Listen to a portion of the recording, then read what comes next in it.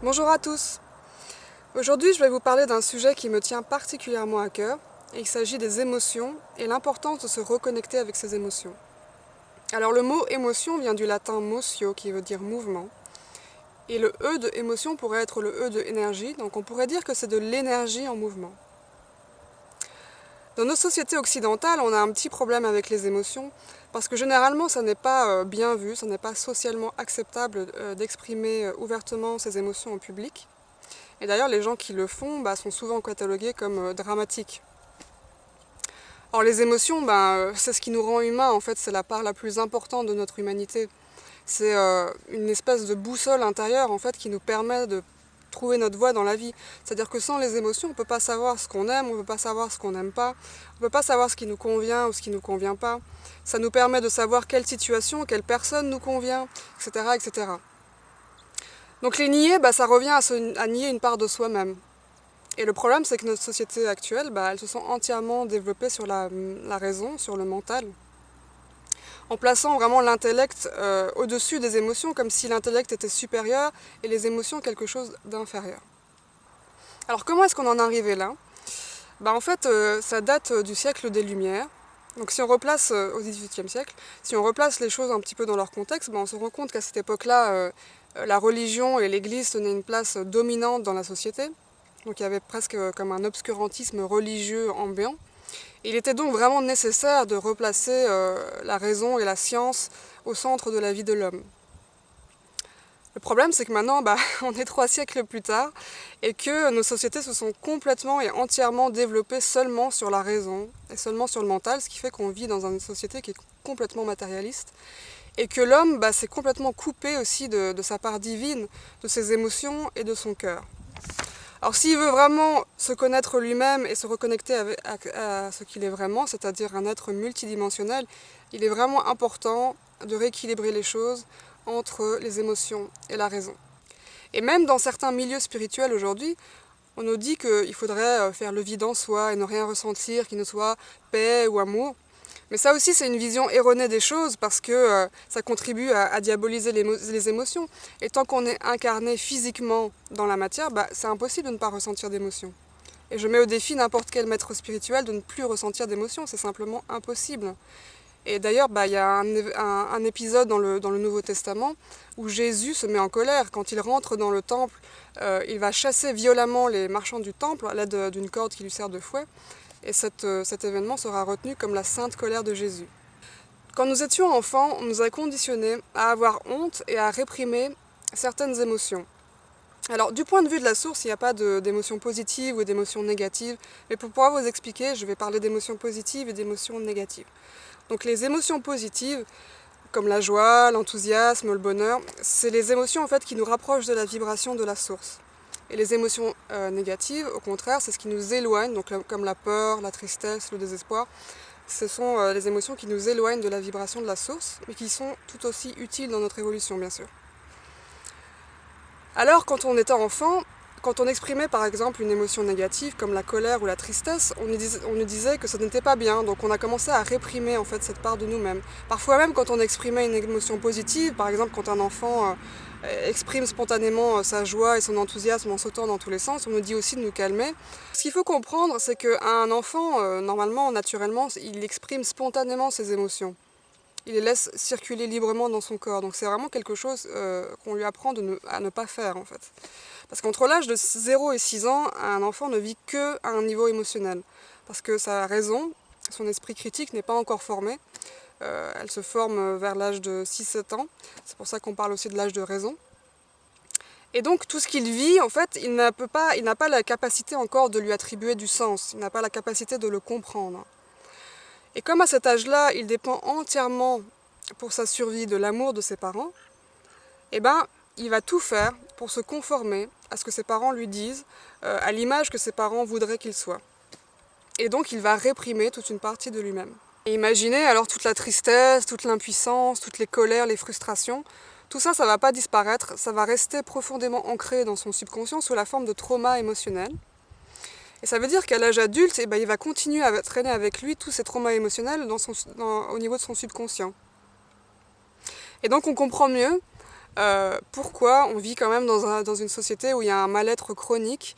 On comprend mieux aussi l'origine de la plupart des maladies physiques et mentales, parce que ça reste évidemment bloqué au niveau du subconscient, mais ça reste aussi bloqué au niveau cellulaire, au niveau physique dans le corps, puisque comme je disais tout à l'heure, c'est de l'énergie en mouvement, donc forcément, si on bloque le mouvement, ça reste bloqué dans le corps.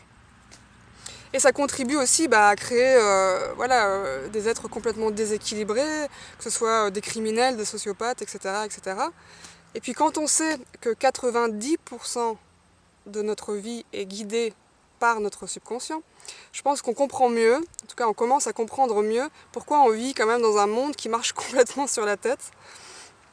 Et pourtant, si on voyage autour du monde, on constate que dans d'autres cultures, par exemple les cultures indigènes ou traditionnelles, ces cultures qu'on appelle souvent sous-développées, chez eux, ils ont très peu de maladies chroniques, à part celles qui sont directement ou indirectement amenées par la civilisation occidentale, et ils ont aussi très peu de criminalité. Alors pourquoi ? Simplement parce que chez eux, ils ne connaissent pas, il n'y a pas de diktat social par rapport à la répression des émotions. Et ça veut dire que concrètement, qu'on soit bébé, qu'on soit enfant, qu'on soit vieillard, on exprime ses émotions librement. Et d'ailleurs, on peut être témoin de scènes où on voit un vieux monsieur qui commence à taper du pied sur le sol comme un petit enfant qui exprime sa colère. Et c'est totalement normal. Donc tout ça, évidemment, ça concerne les hommes comme les femmes.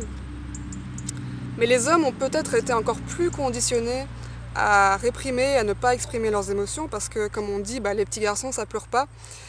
Et que les émotions, c'est considéré un petit peu comme l'apanage des faibles, et donc c'est plus acceptable en fait de la part des femmes d'exprimer leurs émotions. Mais même là, quand on parle par exemple des femmes hystériques, et qu'on les pointe du doigt, on comprend pas qu'en fait l'hystérie, c'est quoi ? C'est un ou plusieurs traumas émotionnels qui ont été tellement réprimés qu'en fait ça crée une espèce d'ébullition intérieure permanente qui finit par exploser comme une cocotte minute dans tous les sens parce qu'il y a eu tellement de contractions et tellement de répression. Donc voilà ce qui nous enferme en fait dans des schémas répétitifs dans nos vies, c'est justement ces traumas émotionnels qui sont emprisonnés dans notre subconscient. Et tant qu'on ne va pas les débloquer, en fait, le schéma se répète indéfiniment encore et encore. Et je vais vous donner un exemple pour illustrer mon propos. Donc un enfant se sent rejeté par l'un de ses parents. Et ce rejet, il le sent douloureusement. Ça lui induit un sentiment d'impuissance qu'il ne comprend pas et qu'il tente d'exprimer à ce parent par la colère. Mais le parent, qu'est-ce qu'il fait en voyant son enfant en colère ? D'abord, il va commencer par le gronder. Et puis après, il va lui dire d'aller dans sa chambre et qu'il ne pourra que en sortir quand il se sera calmé. Alors qu'est-ce qui se passe à ce moment précis pour l'enfant dans sa tête ? Donc il ressent cette émotion de colère qui est difficile. Il n'a personne il se retrouve tout seul dans sa chambre, il n'a personne pour lui tenir la main. Et surtout, il n'a personne pour le rassurer par rapport au fait qu'il est de toute manière, quoi qu'il arrive, inconditionnellement aimé. Donc on comprend mieux pourquoi, à l'âge adulte, ensuite, cette personne, donc, qui garde encore ce trauma émotionnel emprisonné dans le subconscient, va manifester, donc par la loi d'attraction, par la loi de miroir dont je parlerai bientôt, des schémas, de nouveau, les mêmes schémas, c'est-à-dire des relations où il se sentira rejeté par les autres. Ce sentiment de rejet va de nouveau lui procurer un sentiment d'impuissance qu'il va exprimer par la colère, et la colère va faire qu'il sera encore plus rejeté en fait, par les personnes qui l'entourent, et cette personne pourrait finir par se sentir complètement isolée, désespérée, mal aimée, et pourrait même commencer à penser au suicide. La bonne nouvelle, c'est qu'il n'est jamais trop tard pour se reconnecter avec ses émotions, et il n'est jamais trop tard pour aller débloquer dans son subconscient les traumas émotionnels qui nous enferment dans des schémas répétitifs dans nos vies. Alors commençons simplement par vivre, par ressentir pleinement nos émotions. C'est-à-dire que la prochaine fois qu'on ressent une émotion, même si elle est pénible, au lieu de la fuir, parce que vraiment ça on le fait tout le temps, on fuit nos émotions en se distrayant, en regardant un film, une série, en allant sortir le soir dans les bars pour boire, en prenant des drogues, en fumant des cigarettes, en se tuant à la tâche, etc., etc. Mais si on s'arrête juste un moment et qu'on prend le temps de se poser, de s'asseoir ou de s'allonger, et qu'on commence à respirer profondément avec l'émotion, qu'on la laisse complètement couler à travers notre corps, qu'on essaye vraiment de se mettre dans un état d'observation et de non-jugement par rapport à cette émotion, d'être totalement présent à elle. Alors on va commencer déjà peut-être à sentir où est-ce qu'on la sent dans notre corps. On peut se poser là aussi la question, quelle est cette émotion que je ressens? Est-ce que c'est de la tristesse? Est-ce que c'est de l'irritation? Est-ce que c'est du désespoir? Et petit à petit, en faisant cet exercice, en respirant profondément, en continuant à respirer profondément, on va se rendre compte que l'émotion va commencer à s'apaiser, voire même à se dissiper totalement, parce qu'enfin on lui laisse l'espace de s'exprimer et de couler à travers nous au lieu de la résister. Parce que c'est souvent la résistance qui est encore plus pénible en fait que l'émotion en elle-même, c'est la résistance qu'on a par rapport à nos émotions. Donc si on la laisse couler librement, en fait on se rend compte qu'il n'y a rien d'anormal avec nous, tout ce qu'on fait c'est qu'on ressent, c'est tout. Et les émotions, c'est vraiment quelque chose de magnifique. Ce sont elles qui permettent de donner forme tangible à nos pensées, ce sont elles qui permettent d'emmagasiner tous nos souvenirs, ce sont elles qui nous permettent de créer, ce sont elles qui nous permettent de trouver notre voie dans la vie. Et ce sont elles qui permettent évidemment d'aimer. Alors aimons-les et tentons de nous aimer complètement et dans notre totalité. Satnam.